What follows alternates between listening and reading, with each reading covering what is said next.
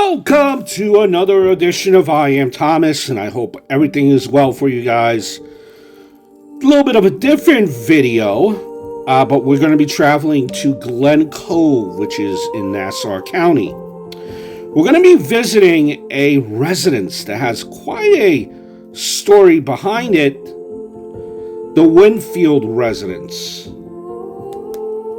Or Winfield Hall, rather, I'm sorry. Winfield Hall, what was once the Woolworth residence. Now, the Winfield Hall was built in 1916 at the time for an individual by the name of Frank W. Woolworth. Does that name sound familiar for all my New York friends?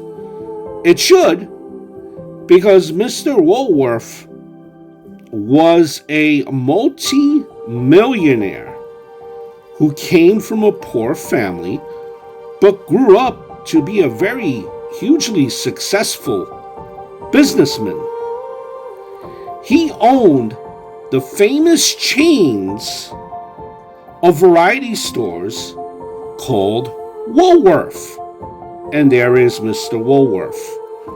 Now, Woolworths, these type of stores were known as five and dimes and sold candy. They sold small toys and lots of household items, all at very affordable prices.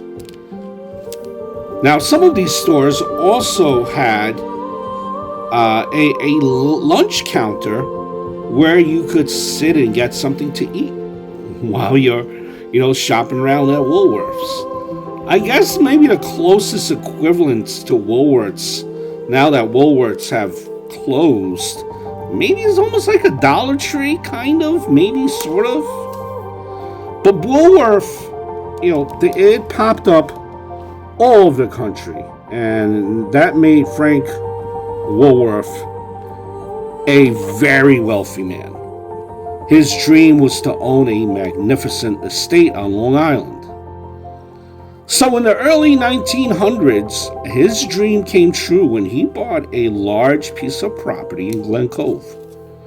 On the property was a mansion, and he lived there with his wife until it was destroyed by a fire in 1916. Now, Mr. Woolworth, he decided to rebuild in a long way.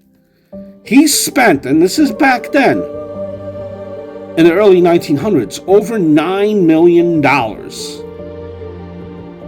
And this is how a typical Woolworth store looked like. So he spent over $9 million on a unique marble palace, making it one of the most expensive homes ever built. That's, and then here's a picture of eating inside of a Woolworth. Almost like a small diner.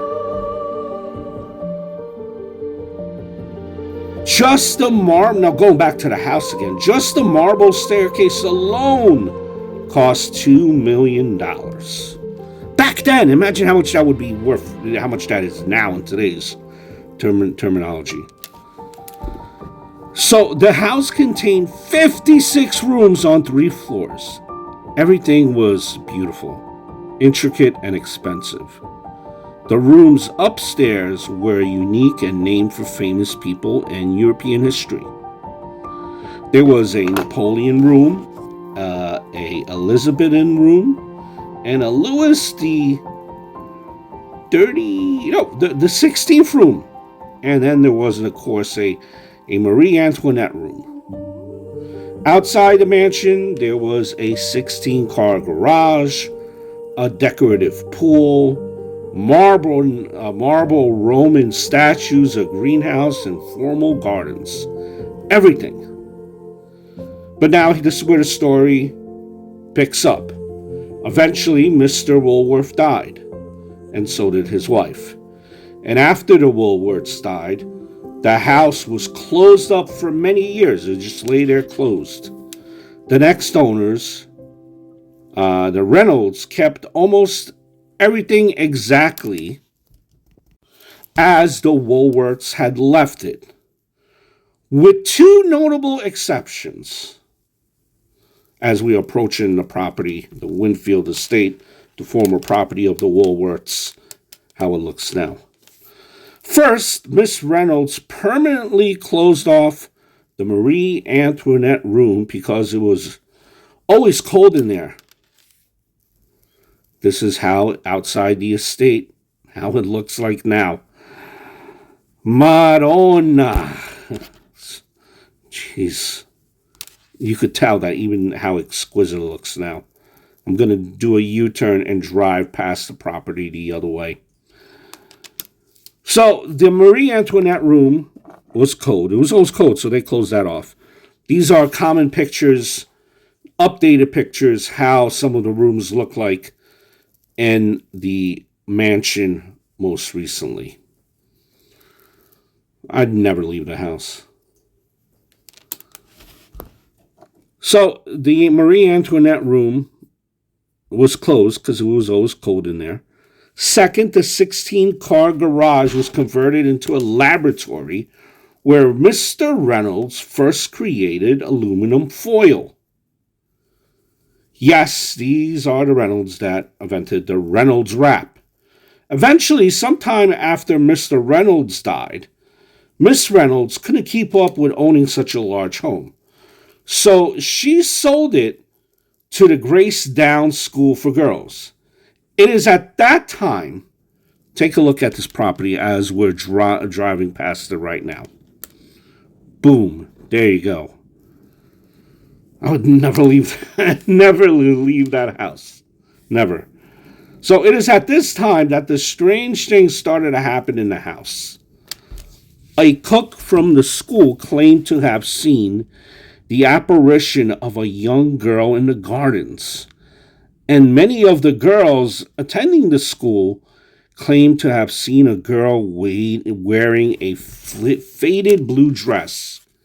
Now, the Marie Antoinette room remained boarded up and locked, but some of the girls couldn't resist sneaking in.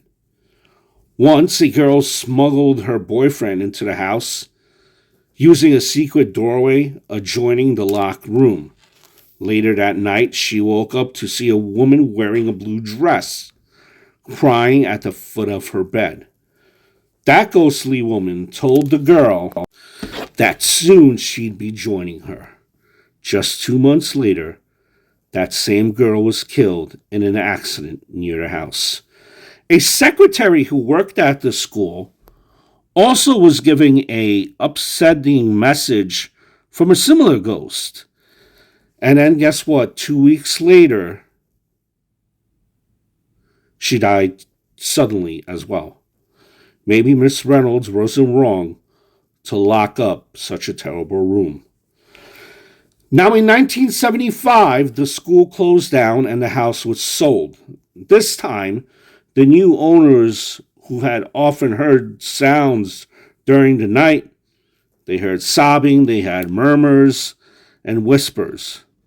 There was also reports of a mysterious swinging chandelier and just a general coldness in the house and a feeling of being unwelcome. Now, at the time, a friend of the owners, who was also a psychic, came to visit, and she believed that the house was haunted by Mr. Woolworth himself.